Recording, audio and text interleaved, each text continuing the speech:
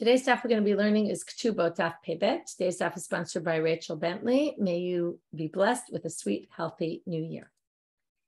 Okay, we're going to get started with our Mishna at the bottom of Pechet and Rabbanit. Okay, it's a bit of a tough daf, so I'll warn you in advance, but hopefully we'll get it all. Hotzi'ah get ve'ein imo ketuba. We have a woman who produces a get. She comes to the court. She has a get in her hand. She says, but I don't have a ketuba. We don't know why she doesn't have a ketuba. Okay. Gova ketubata. It's fine. She can still get her ketuba money. Why is that? So Rashi explains something we've seen before, which is that a ketuba is what we call a maaseh beitin. Okay. It's a t'na'ei ketuba. Rashi in the second line there says, t'na'ei ketuba or maaseh beitin. That means the rabbis determined that every husband should give a ketuba to his wife. That means even if he doesn't write a ketuba, she is deserving of a ketuba. So if she comes forward and says, listen, I got divorced, but I don't have a ketuba in my hand, she can get her ketuba because we assume her get, okay, we use. Now, let's just go to a regular case, a loan. I loan you money, and normally what happens is I keep the document, the IOU. And then as soon as you pay me the money, we rip up the shiur. That's usually what happens. And possibly, and this is what we're going to discuss today, you get a receipt saying I paid it back to protect you from me trying to claim this again. And today is all going to be about worry that the woman is going to make a double claim on the same money. Okay, she's going to try to demand it back twice. So in a loan, it's very easy to understand. Because if I keep this document, right, for whatever reason, we didn't rip it up, I can always come back to you and say, hey, you didn't pay me. And you'll say, what are you talking about? I paid you. So you have to be very careful when you pay back money to make it very clear. So the question is, in a loan, it's very easy. It's the IOU. In a divorce, there's two documents. This is a divorce document, and there's a ketuba. And both of them theoretically are the shiur. So if she shows up without a ketuba and just a get, the question is, and the Mishna says we don't have a problem with this, but the question is, why don't we have a problem with this? What's going to prevent her from going 10 years later? Let's say the guy dies. Okay, so right now they're divorced. The guy dies. 10 years later, she goes to his heirs and she says, hey, here's my ketuba. Your father never paid me. Proof in the pudding, I still have my ketuba, right? So it's a bit of a tricky element here about how this can happen. So the Mishna says simply, we're not worried about that. Okay, put it out on the side of your head right now. We're going to get back to this right when we get to the Gemara. Why is the Mishna not concerned with that she might double dip? Okay, because she says I don't have a ketuba, but maybe she has a ketuba. We don't know. But in this case, we will believe her though. Why will we believe her? Because she has a get in her hand. Now, the assumption is that normally, if they pay the ketuba, they probably rip up the get as well. Okay, that's going to be an assumption of this sugya. That they must normally rip up the gets, and then it's obvious that if she has a get in her hand, she must not have gotten her ketuba money. But if she comes with it, and maybe because of that, if she comes with a ketuba, ve'enima get, she doesn't have a get in hand. Okay, now some of the commentaries say without a get, this is what we call a reyuta. Her position already gets weakened because most women keep the get to prove that they're divorced, to prove that they didn't get their ketuba money. So they usually keep it until they get their money. So this woman doesn't have that with her, and therefore her position is much weaker here. Ki omeret avad giti. She said, oh, it's not because we ripped up the get. In other words, normally signs of no get must be you got your ketuba money, and that's why they ripped up the get. So she says, no, that's not the reason. I lost my get. Okay, I see you're asking about doesn't she need to prove her marital status? We're going to get back to that question later. So hold off on it. The Gemara is going to ask it. So I'm going to wait till the Gemara asks it. So she says, I lost my get. And hu omer, right? Meaning it wasn't torn up. I lost it. V'hu omer avad shovri. And he says, I lost my receipt that says that I paid you back. So neither of them has really proof. But we're going to end up, I'll already tell you the end because we're going to get into another whole line in a few seconds. We're going to say, Hare elu lo yiparu. He doesn't have to pay her because even though they're kind of on equal footing, he doesn't have his receipt and she doesn't have the get. It sounds like, though, and because she doesn't have a get in hand, and most women really keep their gets more than the husband keeps his receipt, because she knows that's money owed to her. She's going to keep it. She has a weaker position. Her position is weakened, and we believe him, and he doesn't have to pay it. Also, you could say, right? The burden of proof is on her. And likewise, okay, this is perfect for today. Okay, we're right at the end of the Shemitah year. At the end of the Shemitah year, what happens? We're all supposed to sign prus balls in order to allow us, if we had a loan out with anybody. If you didn't, the loans are all canceled. So you're standing right after the Shemitah year. I pull out, you owe me money. And I don't have a prus ball document. So in other words, I claim I had a prus ball, I just can't find it. No way, no how. I cannot claim that because the Shemitah year came and canceled the loan, and therefore, without a prus ball, I don't get to collect it. Okay, so both him and the case with the get. Okay, again, she loses her get; it's her fault. Rashbag gomer umina sakana ve'elach. Wait, this all changes. He said this last halacha. There's three parts of this Mishna. Okay, and it's going to be very important to distinguish between them because we're going to deal with them separately today. The first is hotzia get. She doesn't have a ketuba, right? So then she is believed. She gets to collect it. Hotzia ketuba ve'enima get. She doesn't get to collect it. Rashbag comes in the third line and he says, well, in case number 2, she will collect it in this following situation. Mina sakana ve'elach. Once things started being dangerous, Jews weren't allowed to have gets and prus balls and all those things. If you got caught in your house, right? Imagine Russia then, right? When I remember like a while ago, when if you were caught with Shabbos candles in your house, you'd be sent to Siberia. So from that moment on, you weren't allowed to keep, as soon as you got divorced, you ripped up your star immediately. You used it, but then you ripped it up. You shredded it. Prus ball also, you wrote it, but then you shredded it. So therefore, you already believe that you don't have it, right? You lose that reyuta, that why did you lose it? Well, can't say why did I lose it, okay? Because there's a good reason why you lost it.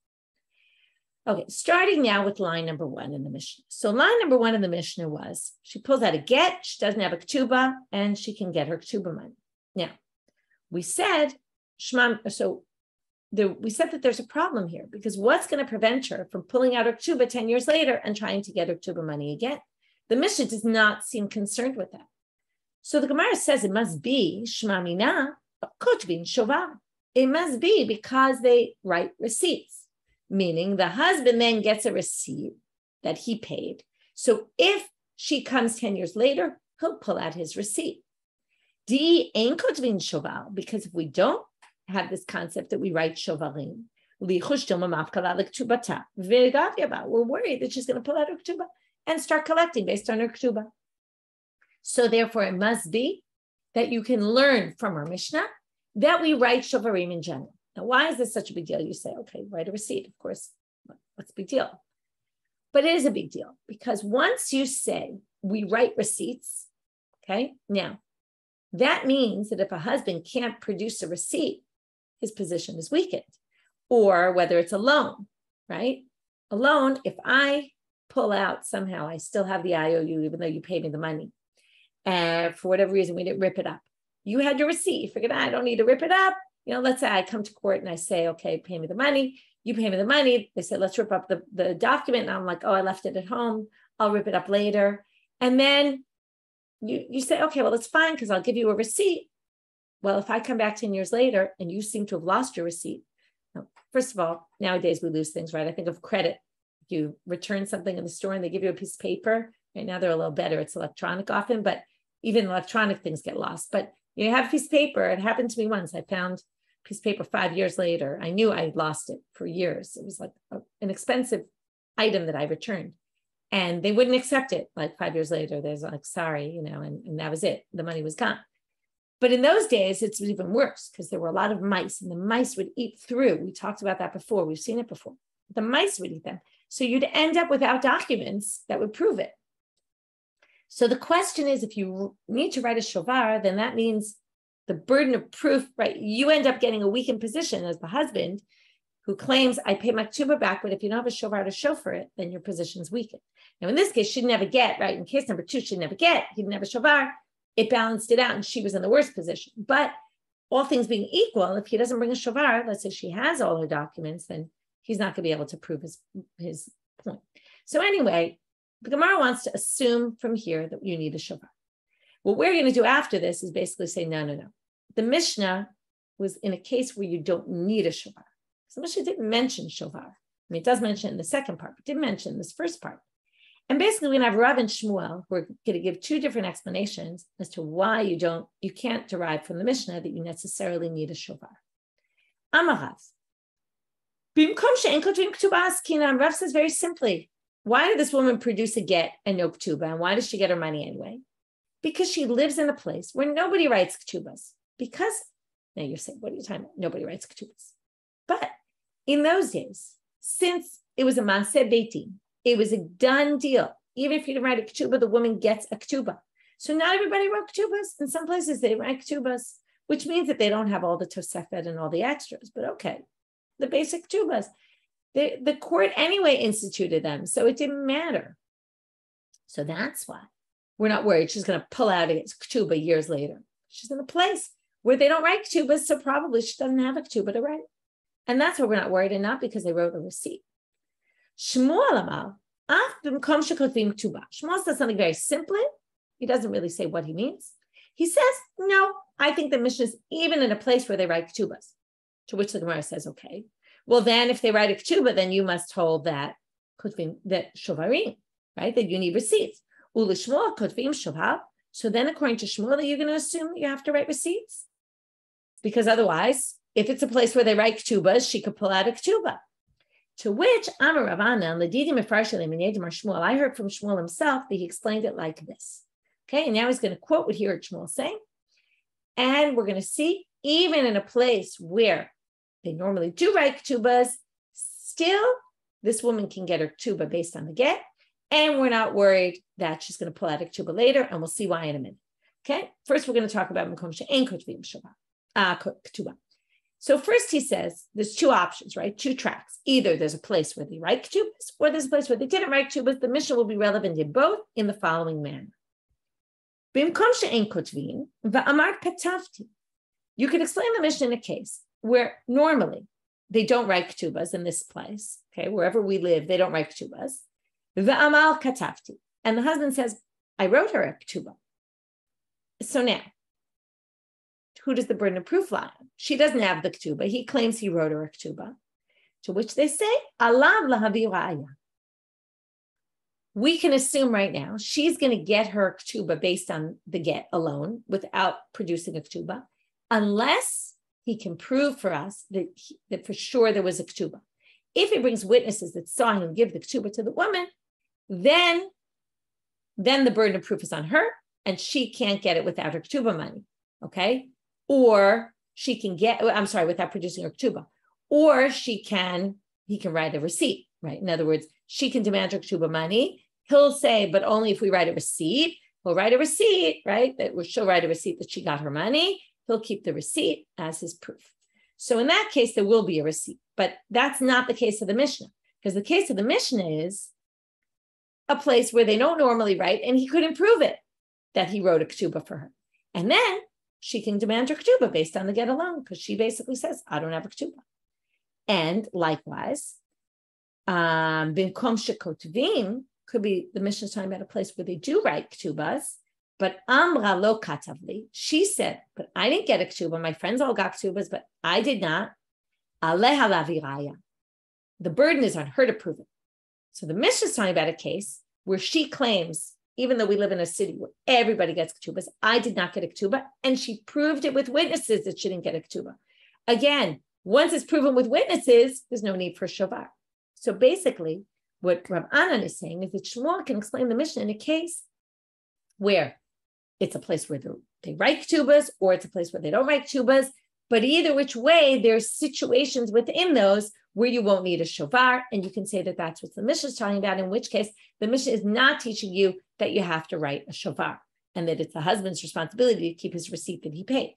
because this is a case where either they did write ketubas or they didn't write ketubas, but either which way it was a case where she wouldn't have a ketuba. Either she was in a place where they don't write ketubas and the burden of proof is on him and he didn't prove that she had one, or it was a place where they wrote ketubas, but she proved, she had witnesses that saw that she never got her ketuba. So it's interesting how you prove that. That, right, exactly. I see you, right, exactly what I was thinking. Right. How exactly do you prove it? But again, you could say we're at the wedding and we talked, there was a discussion of the ketuba and he said, I'm not writing it. Yeah, it could be, you could have something like that. It's true. It is a little bit difficult, but she would have to somehow bring a proof. And if she did, then she would be able to get it because we're not worried again about her producing a ketuba later on because it's clear she doesn't have a ketuba. So even though Shmuel said, I disagree with you and I explained the Mishna is in a place where there is ketubas, but in this case, there's not a concern for it. Okay, even if it could be a place, but she had proof that she didn't get a ketuba. So that's Rav and Shmuel right now. So again, Rav simply said the Mishna is in a case where there's no ketubas written, and it's obvious. And Shmuel says it could be even in a place where there are, but she has proof that there isn't. Okay, but then things get a little complicated because Rav decided to change his tune. Af Rav Hadrabe, he changed his mind. Da'amarav, bein b'makom shekotvin, bein b'makom she'en kotvin. Even in a place where they do write ketubas, get gove ikal ketuba, get gove ikal ketuba, gove tosefet. First, it's just interesting the way he ends it before I explain what he says. And anyone who has a problem with this, come and ask me. I'll answer them. And in fact, people are going to ask him questions. So Rav says the following. Even if they generally write ketubas, and even if she had a ketuba, we're not worried about her double dipping. Why are we not worried about her double dipping? Well, he says the following. When she brings a get without a ketuba, what can she get from there? What's maaseh beitin? Remember, the ketuba has all sorts of parts to it. It has the 200 zuz or the 100 zuz, depending on the status of the woman at marriage. Then it has tosefet, any additions, malug, some barzel, all that. Let's just stick with the 200 zuz and the tosefet. Remember, many times they add. Now, if you're going to say that she pulls out a get, she has no ketuba in hand, obviously, what's she going to get? She's not going to get all the tosefet. She doesn't have a document to prove any of the additional things. So all she's going to get is the basics. So he says the following, very simply. If a woman produces a get, she can get the 200 zuz or the 100 zuz, the basic. If she produces a ketuba without a get, and that's okay, let's talk about a normal woman. Normal woman comes to court to get her ketuba. She has a get in hand and a ketuba in hand. Then obviously she's going to get everything. If she only has a get, she'll get the 200 or the 100, the maaseh beitin, whatever is the default that the beitin says, well, you can give a ketuba, obviously she's deserving of this, that's what she'll get. But if she produces a ketuba only without a get, what's the concern? Maybe she used her get to get her money. Well, what money did she get from that? The 200 or the 100? But now she produces a document that says that he promised her another 300 zuz, let's say. So she can't get the original 200 zuz. Let's just take a woman who's a virgin. She can't get the 200 zuz of that, but she can get the 300 of the tosefet. She can get the additional. So basically, we're not worried about double dipping because the get gives her access to one and the ketuba gives her access to the other. Again, in a normal case, she's got the get and the ketuba and she's going to get everything all at once. But in a case where she's only bringing one at a time, there's no worry that if she brought a get now, she might bring a ketuba later, or she brought a ketuba now, she might bring a get later, because either way, she can get both. The get will give her only the basic, and the ketuba will give her only the extra. So she won't double dip. Okay? Now you can already see where we're getting into a problem, because if Rav is reading the Mishna that way, so Hutzia get ve'eni mo ketuba gova ketubata, that's very obvious. And then again, she wouldn't need a shovar because there's no worry about double dipping. But ketuba ve'eni maget, she should be able to get the tosefet. You follow? That's going to be the Gemara's question, because what he's basically saying is each one is something different. Each one gives her access to something else, and therefore there's no worry about double dipping. So anyway, let's read it again. So Rav changed his mind. He said, it doesn't matter whether you write ketubas, you don't write ketubas, either which way, with a get, you can get the ikar, the basic. With the ketuba, govet tosefet, she gets the extra. So to which the Mishnah immediately brings our question, which is Tanan. It says in the Mishnah, ketuba ve'eni ma get. If you bring a ketuba with no get, and she says, avad giti, my get got lost, v'hu omer avad shovli, and he says, well, my receipt got lost, v'chen ba'al chov shotzi shtarcho ve'eni mo pruzbo, hare elu lo yiparu. And if a creditor brings a document without an IOU, without a pruzbo, you can't collect it. So bishlama de Shmuel, it's very obvious. In other words, you have to get to a little more, but he claims he had a shovar. Now remember, Shmuel said you didn't need a shovar in all those cases we discussed. So what does he say? Okay, so now it was a place where they don't normally write ketubas, but he said, I gave her a ketuba. They said, bring a proof. And if you can't bring a proof, you're going to have to pay. So he paid. And what did he? But he insisted on a receipt. And now there's no receipt. And that worked fine with Shmuel. We don't have an issue with Shmuel. The problem here is that Rav, but as I said before, Rav really makes no sense here. Because if the ketuba and the get each allow something different, the fact that she doesn't have a get, but she does have her ketuba, if the ketuba was paid, they would have ripped up the ketuba as well. So if she has a ketuba, it must be. She might have gotten her get. She might have gotten the basic amount, the 200 from her get, but that shouldn't bother us because, so what if she doesn't have a get here? We'll give her at least the tosefet. We won't give her the whole amount in the ketuba, but we'll at least give her the additional because she for sure wasn't able to claim that with her get. So Rav, how do you explain? So I'm Rav Yosef. It's interesting. Rav said, throw me any questions and I'll answer them. Here they threw a question, Rav Yosef answers, but it could be they asked this question once he was no longer alive. So, Amar Rav Yosef, hacha b'mayaskinan, kisha ein sham ete gerushin. The Mishnah must be in a case where there were no witnesses to say that they were even divorced. Why does that make a difference? Because that creates a migo situation. Remember the second situation in the Mishnah. Let's just review. If she brings a ketuba and she doesn't have a get, he says, you don't have a get because I paid you your ketuba. And you want me to prove it with my shovar? I don't have a shovar. It got lost. She says, why don't I have a get? Because it got lost, not because nothing. And we believe him. Why do we believe him? So the Gemara says we believe him because he has amigo. What's amigo? Amigo is he could have had a better lie. And the fact that he didn't use his better lie. Now, what's the better lie? Well, if there were no witnesses that they were divorced, now what does he want to do? He doesn't want to pay her anything. So what could he say? He could say, we're not divorced, right? She doesn't have a get. And there's no witnesses that they were divorced. So there's no reason to think that they're even divorced. So she's claiming her ketuba money, and he could lie and say, if he really was lying, he would say, I didn't divorce her. So that's the best way that would have been a best claim. Since he didn't say it, and he said, I divorced her, but I paid her, he's already believed.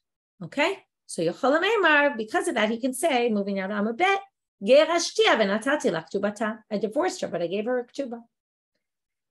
So that makes perfect sense, okay? Because now what this is answered for us. Now, number one, it explained why, according to Rav, she wouldn't get the tosefet here. It's because he claims he paid her everything, okay? And he's believed because of amigo. And it explains why he's believed over she's being believed, which was a little tricky in the beginning to figure out, right? We had to say she had a reyuta because most women keep their gets more than the men keep their shovarim. This explains why he's got a better claim. But what's the problem? You have to say that it's a case where there were no witnesses that they were divorced, which will work fine for that part of the Mishnah. But once that part of the Mishnah is talking about there's no witnesses for the divorce, you'd have to assume the later part of the Mishnah is talking about where there's no witnesses that they're divorced also, because you can't say one part of the Mishnah is one thing and one part of the Mishnah is a different situation. So that doesn't really work with the last line of our Mishnah. Hami dikatani sefer. Remember, there's three parts of the Mishnah. So the last part was Rashbag. Rashbag omer min hasakana ve'elach isha gova ketubata shelo beget uba'al chov shelo bepruzbo. Now, that shows that she can demand her ketuba money even without a get. Right? If she says the get, I don't have the get anymore because we ripped it up because it was shat sakana, she's believed. But in that case, must be that there were witnesses that there was a divorce. If there's no witnesses that she's divorced and she doesn't have a get to show for it, how on earth could she demand her ketuba money? So to say that there were no idei gerushin in the second line, and the second line is really a lead into the third line, because forget about it, it's all in the same Mishnah, but they basically said that's only true in the right when it's not shat sakana. So it would be very hard to say that there's no witnesses that there was a gerushin. So then we go back to, well, then how you believed in a migo? There's no migo then. So again, why is he believed? And again, back to the square one, which is why can't she at least demand her tosefet, the extra? So ela kula Rashbag. So in order to answer the question and have Rav fit in with the Mishnah and say that Rav, she doesn't get the tosefet here because he's believed by amigo, because it really is that there were no witnesses for the divorce. So how would you explain it? Well, you would say the following. It's not that Rashbag disagrees with Tanakam and is coming to say this. It's the whole kula Rashbag. The whole Mishnah is Rashbag. And the way it reads is like, there's words missing. And this is how we always deal with when we say one part's one thing and one part's the other thing, and it doesn't make sense. We explain it as a progression. The Mishnah was discussing first a case where there weren't, and then a case where there were, and there's this in-between transition line that's missing in the Mishnah. It's a method they use when they don't understand the Mishnah. Right here, it can't be Rav would go against the Mishnah. It must be Rav has to work in with the Mishnah, so we must have to come up with a creative interpretation. This is how it should be. So again, sentence 2 was Hare Elu, where they're just saying the last part, Hare Elu lo yipahu. He doesn't have to pay her the ketuba when she produces just the ketuba, not the get. Bamed dvarim amurim, v'shein shamei de gerushin. And this is only if there's no witnesses to the divorce, because then he's believed by his migo.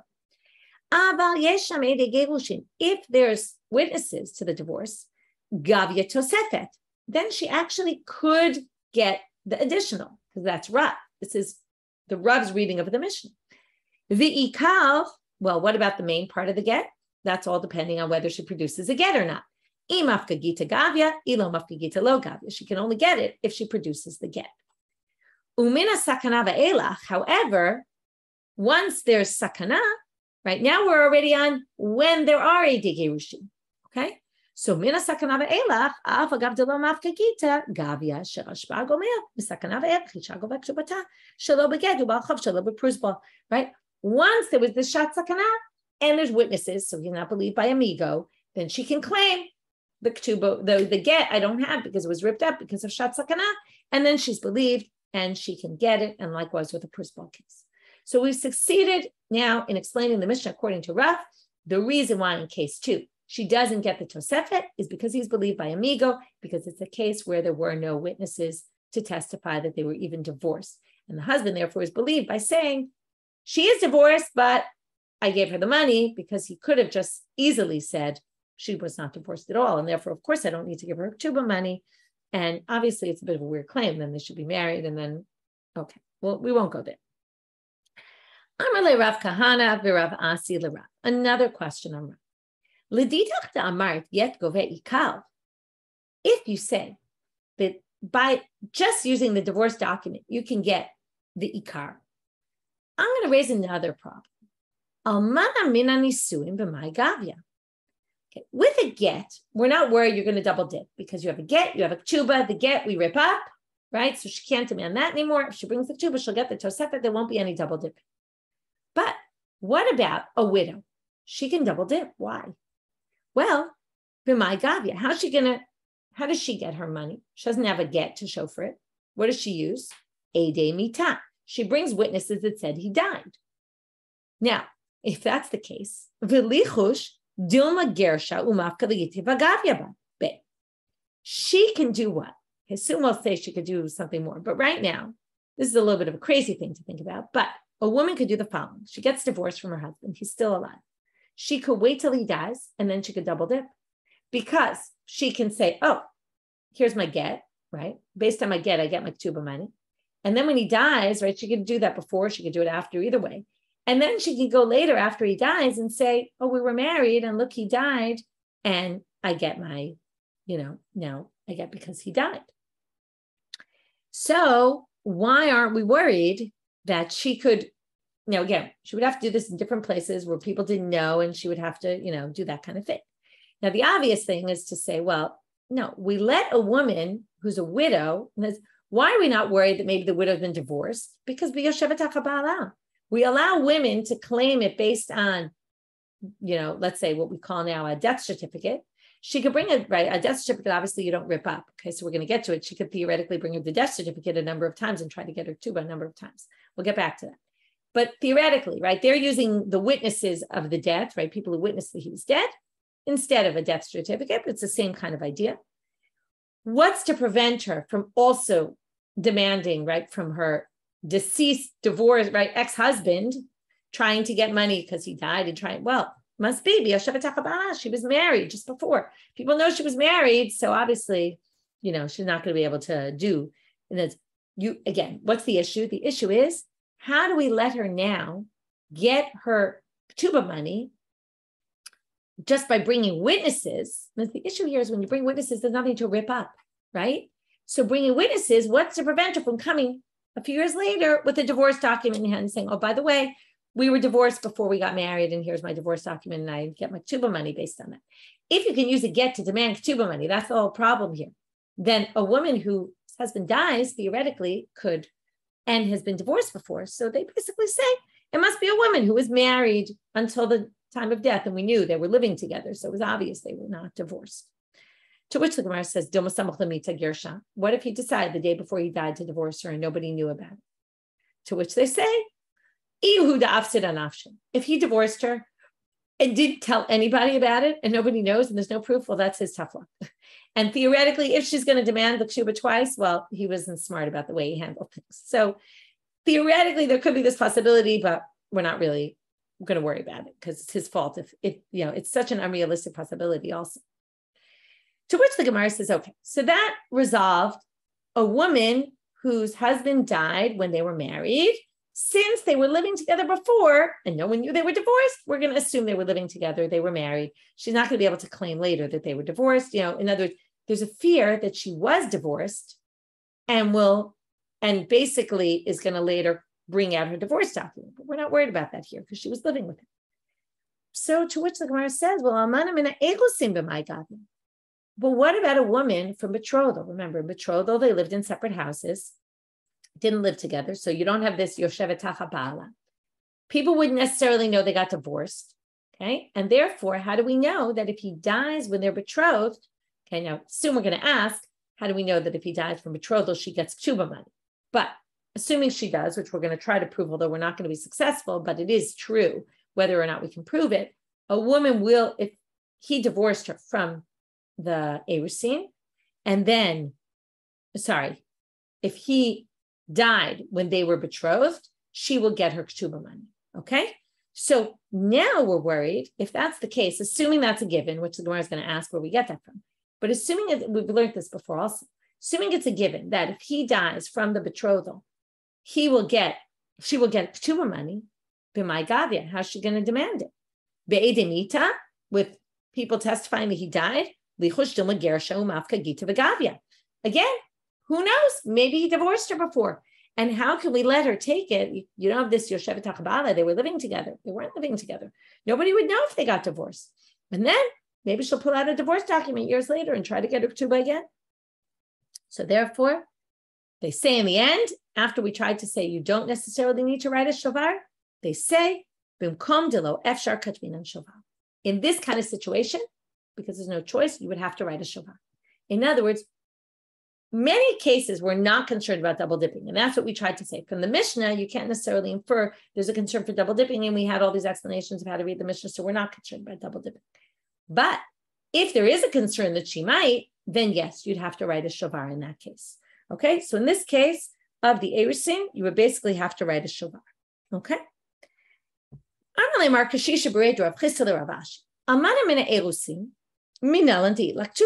and I see someone just wrote in the chat, right? How do we know that she gets a ketuba? First of all, they didn't generally write a ketuba before, right? So how do we know she gets a ketuba?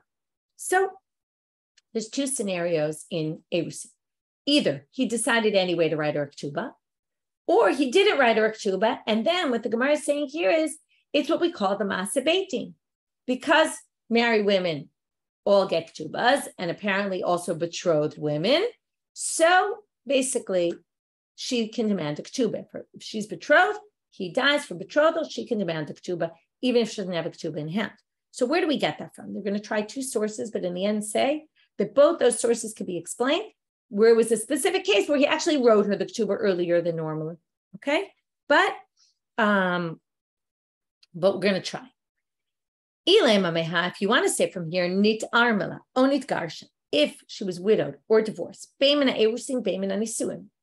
this source already, this Mishna, whether it's from the betrothal, whether it's from the marriage, govata kol, she gets everything. We're going to point out these words soon, everything. Dilma, so it sounds like, let's just forget the word everything. What it means is she gets her ketuba. So there you see, from betrothal, you get your ketuba. To which they say, no, Dilma de Katavla, maybe it's only in a case where he actually wrote her a ketuba early. To which they say, but what I mean, obviously, if you wrote a contract saying, I'm giving you this money, of course she would get it. What's the chiddush here? So they say, no, maybe what did Rabbi Elazar ben Azariah say? It's to say, I disagree with Rabbi Elazar ben Azariah, this Mishna, the Tanakam in this Mishna. Because Rabbi Elazar ben Azariah said, this is all review, we've seen this. Shelo katavla ela amenachi konsa. It could be that he could claim, I only promised her all this, and it's, what money is she getting? She's getting not only the 200 Jews, whatever extra money he promised. He could say, only promised her that money because I thought we were going to be married, but we never got married, so I wasn't promising her the money to be engaged to her. It didn't do me anything. Okay, so and this time the comment is saying, no, if you wrote it, she gets it, even from the Erusi. If you remember there, we saw, because even just being betrothed to someone is important and means something. And economic katani govata kol. What is govata kol? She gets everything. What's everything? If you wrote to her, promised her all these extra things, of course she gets everything. That makes sense. But if it was just the tuba obligation of the court, well, my govata kol. She doesn't get everything. What's everything? The tuba, the tosefet. That's everything. In this case, she doesn't get everything. She just gets the 200 zuz, the 100 zuz, the basic. That's not, you wouldn't say govat etakol, you would say govat tubata or something like that. So the language makes sense to say it was actually a case where he wrote it, he wrote a ketuba, which doesn't teach you anything that we're looking for, which is if he didn't write a ketuba, how do we know that she gets it anyway? Let's try this. He brings a braita that says, Ishto arusa, we've seen this many times, when the woman is betrothed to him, lo onein, he doesn't become an onein for her if she dies, lo matamelaf, he's a kohen, he doesn't become impure to her, if he's not a kohen, he doesn't sit shiva for her, v'chein he lo onenet, v'lo matamelo, and likewise, she doesn't do that for him. Meta, if she dies, eno yorsha, he doesn't inherit all her stuff, because they were only betrothed. Mate who, but if he dies, govak tubata, she gets her ketuba. So what does it sound like? Oh, if he dies, she gets her ketuba. That's exactly what we're looking for from Erusin, from betrothal. To which the Gemara says, no, likewise here you could say, Dilma de Katavla, he wrote her. And as he wrote her a ketuba, specifically was a case where he wrote her a special ketuba already, even though they weren't yet married. If you want to say Katavla Maila Memra, so what's the chiddush here? Obviously, he has to give it to her, even if he dies. Well, Meita Eino Yorsha Yitzri. What they wanted to say is, even if he wrote her a ketuba, he still doesn't inherit her in the event that she dies first. And that's the chiddush, in which case this doesn't teach us. We haven't come up with a proof how we know that she gets ketuba from betrothal, but she does in fact anyway, but we don't have a proof. Amalei Rav Nachman le Rav Huna. Another question on Rav. Le Rav de Amar get gove ikal. Again, Rav had said, right, the redoing, the second opinion of Rav was that if you produce a get, you get the main thing. And this is what someone asked before about ripping up the get. So he says, if that's the case, lichush dilma mafka gita bahai beidina v'gavya, v'hadra mafka bebeidina achrina v'gavya, assuming the woman keeps her get as proof that she's divorced. In which case, right, we've been telling all along that she rips it up. But this question is assuming, what do you mean? Doesn't she need to get to prove she's divorced? In which case, she could keep producing the get in different courts. No one would know that she's demanded in a different court, and she could double dip again. And if you want to say they tear it up, which is what we thought all along, Amra, she could claim, I need it to get remarried. I need my get. Don't rip my get. I need it as my proof. So what do they say? They tear it. It's It's like when you go into a theater and they rip your ticket, right? In the olden days when they were I think they still have tickets, but they rip it, right? And then your ticket is used at this point, but you still have proof that you had a ticket. So likewise, they tear it and they write on the backside of it, Gita dinan karinuhu, we tore up this get, la mishum de Gita pasulu, not because it's an invalid get document, because that's always the problem. When it's torn, it looks invalid. Ella de lo tehadra v'tigbe be'ezimna achrina. Okay, if they just torn it, it wouldn't be good enough. They could claim, oh, it must have been a forged, it was a messed up, wrong, a bad document. But no, they write on the back, we wrote, right, this get is a good get to prove that she's divorced, but not to allow her to collect money based on. Okay, and that's in the end, that answers the question Farber asked in the beginning of class about how does she end up with, right, a document, if so. By the way, from what I remember now, Gitin nowadays, they tear them. I think you end up with like a tudat gerushin, but you don't keep the get. They don't rip it, by the way, and write on the back of it, anything like this. Okay, new Mishna. Okay, this Mishna is going to sound a little strange. Shnei gitin ushtei ketubot. The woman comes to court and she has two gets and two ketubas. Thank you for pointing out that they cut it with a scissor, by the way, at the ceremony. Okay. She pulls out two gets and two ketubas. Now, what could this be for? Well, she was married to him, divorced, never got a ketuba, remarried, and divorced again. In the second marriage, it was the same husband. So the second marriage, he gave her a new ketuba, which we'll see in a minute he doesn't have to do, but he wanted to remarry her. He promised her more money. And then he divorced her again. So she comes to court, two gets, two ketubas. So govesh take ketubot. She can collect both because they're fair and square legit. Shtei ketubot beget echad. She has two ketubas and only one get. Then it's clear that it was two ketubas and both were predated the get. We're going to see later, or the commentaries say later, they predated. So obviously there's only one ketuba that's valid. We'll talk about this in a minute. That's the first question of the Gemara on this case. O ketuba b'shnei gitin. She has one ketuba but two gets. O ketuba beget b'mita. She has a ketuba, she has a get, and then he died. Okay, in all those cases, there's one ketuba, or there's two ketubas, but only one is obviously a valid one. You don't end up with two ketubas for one marriage. So she only gets one ketuba. Even if there's two gets, and one ketuba, the assumption is when you remarry a woman who you divorced, oftentimes if you didn't get paid the ketuba of the first one in between, he'll just remarry her using the original ketuba, and that's fine. So only in a case where we actually have two ketubas can contain two ketubas. So this is kind of a reaction to the previous one. Even though a get, you can demand ketuba money, but not if you had two gitin and one ketuba, you're not going to be able to demand two ketubas based on that. So now the Gemara says, wait a minute, shtei ketubot beget echad, two ketubas and one get, right? So again, one's dated 2010, one's dated 2015, and your divorce is in 2020.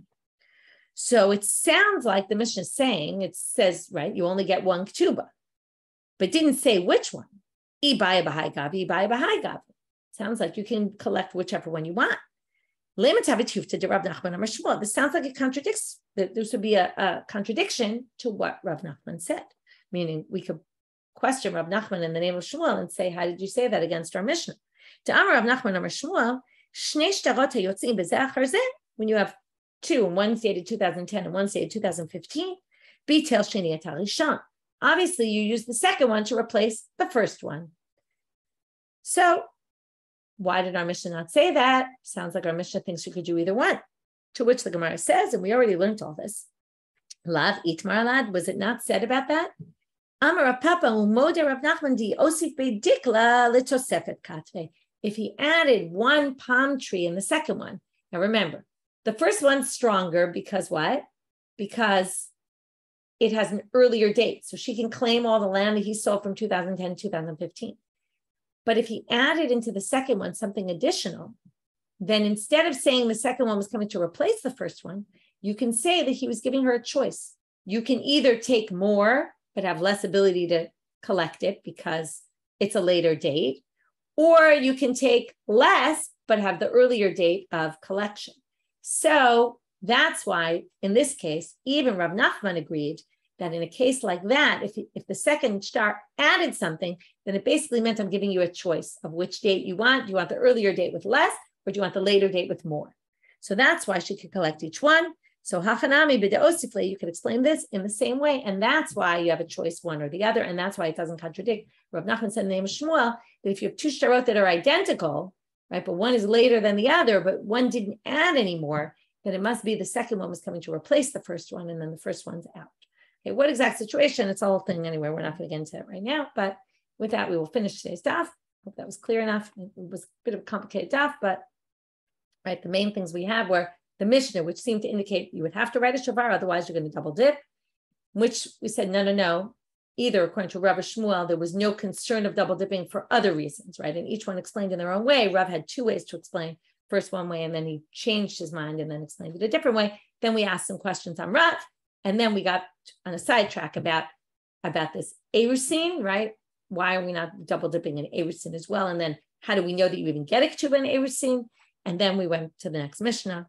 That's basically a good, quick summary of our daf. Have a great day, everyone. And tomorrow, as usual, Erev Yom Kippur. So Zoom as usual. And after class, I'll put up the daf for Yom Kippur, as usual, like on Fridays.